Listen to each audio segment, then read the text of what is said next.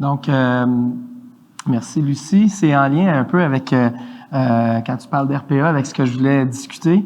Donc, je vais commencer avec qui est Mecachrome Canada. Donc,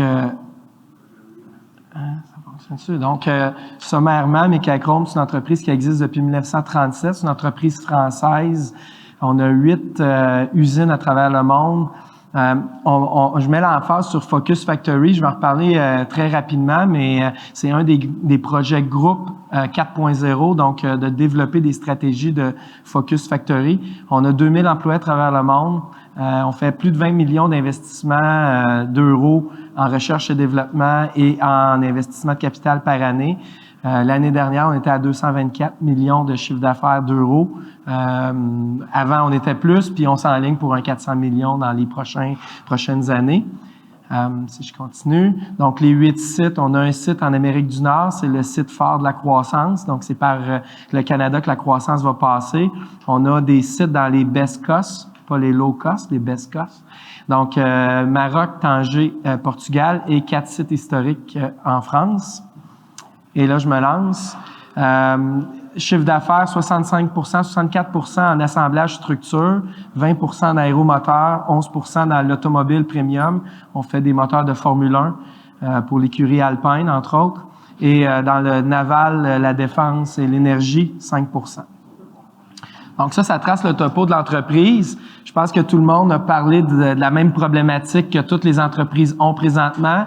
Un défi de main-d'œuvre, c'est le même que nous on a, c'est le même que on a partout où je suis allé. En fait, c'est le défi, je pense, des 5 prochaines années, le défi de la main-d'œuvre. Donc, comment pallier au défi de la main-d'œuvre, comment on peut réussir à passer à travers ce défi-là. Je vais mettre plus l'emphase sur des expériences passées que ce qu'on fait présentement chez Mecachrome. Comme je disais tantôt, Mecachrome, présentement, la stratégie, c'est Focus Factory, vendre des équipements un peu comme Adfast fait, mais je vais pas retourner dans cette direction-là. Je vais plus mettre l'emphase sur les projets sur lesquels moi j'ai travaillé dans mes expériences passées. Donc, si je commence avec le défi le plus grand selon moi de l'industrie aéronautique, puis c'est un peu ce que Lucie parlait. Donc, évidemment, on peut automatiser les processus de fabrication, robotiser. On a parlé de robots collaboratifs, impression 3D. On a parlé aussi précédemment, il y avait une question sur la réalité augmentée, des projets que j'ai faits. Mais je vais mettre l'emphase sur le processus bureau. Parce que l'aéronautique, le plus gros défi à court terme qui peut se résoudre le plus rapidement, c'est vraiment les processus, tout ce qui est relatif à la traçabilité, à tout ce qui est relatif à l'environnement bureautique autour de arriver à produire une pièce d'avion et livrer des avions. Il y a un cadre législatif, une réglementation assez lourde qui fait que le processus est difficile à maintenir et qui est énergivore en termes de main-d'œuvre. Tout ça nous amène à, si on veut travailler sur des processus de l'automatisation, donc les RPA, la première étape, c'est vraiment de bien comprendre quels sont les processus et de bien approfondir. Et après ça, on peut aller vers le RPA ou le DPA. J'ai des petites définitions, l'automatisation des processus digitaux ou la robotisation des processus. Mais si vous regardez la roue à droite plutôt, vous voyez que ça nous amène vers justement l'application du AI. Donc, pour aller vers le AI, c'est très important d'avoir des données, puis je vais y venir, mais pour avoir des données, il faut comprendre les données qu'on acquiert, puis comment on va traiter ces données-là. Donc, je m'en vais tout de suite à la problématique, selon moi, qui doit être adressée rapidement en entreprise, puis qui peut porter des fruits rapides. C'est justement le data literacy, la compréhension des données. Les données deviennent des informations, deviennent des connaissances. Le data literacy va toucher au volet de l'ingestion, la digestion des données, la compréhension, aller les chercher, les présenter, les interpréter. Donc ça, c'est le concept de data literacy. Et puis je donne un exemple concret, puis je vais revenir à un exemple que moi j'ai mis en application. Donc, un exemple de l'entreprise Airbnb qui a mis en place un Data University dans son entreprise, justement pour élever le niveau de data literacy de leurs employés et d'amener justement une capacité à extraire et sell services de leurs propres données à l'interne et amener les employés à aller plus loin dans la compréhension de ces données-là. Et c'est là que ça peut amener plus rapidement des RPA, de l'utilisation, de l'automatisation, qu'est-ce qui peut être automatisable en entreprise, surtout d'un point de vue bureau.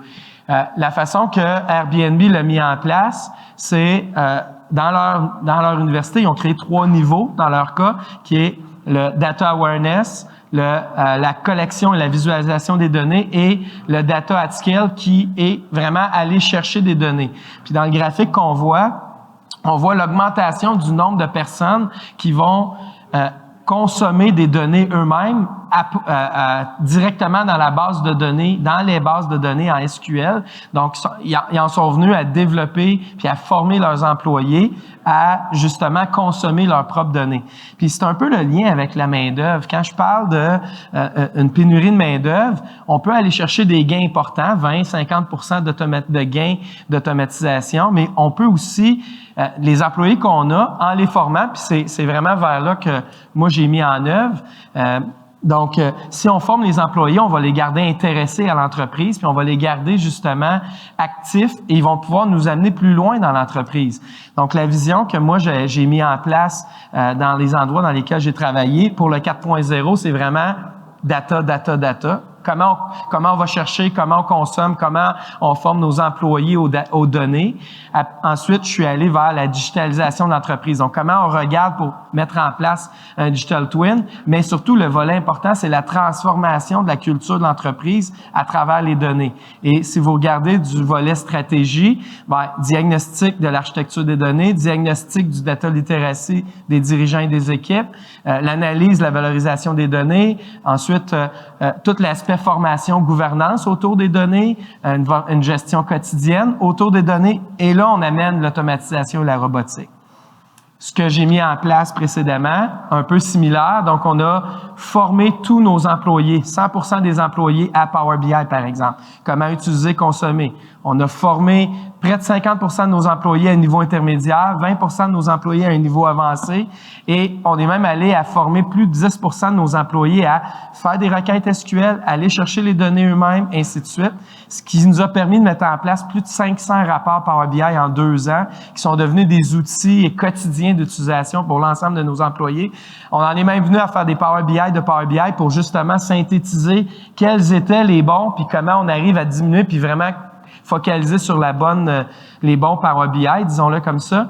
Puis, un des volets, je pense, qui est important, c'était mon dada de recherche, disons-le. Donc, le data literacy des dirigeants, ça a un gros impact sur le succès des projets de valorisation des données. Puis là, je rajoute, même s'ils y croient. Ce que je veux dire par là, c'est, il y en a qui y croyaient, mais parce qu'il y avait des déficiences en data literacy, ils n'arrivaient pas à amener autant de valeur à travers les données que d'autres pouvaient avoir. Donc, ça conclut ma présentation.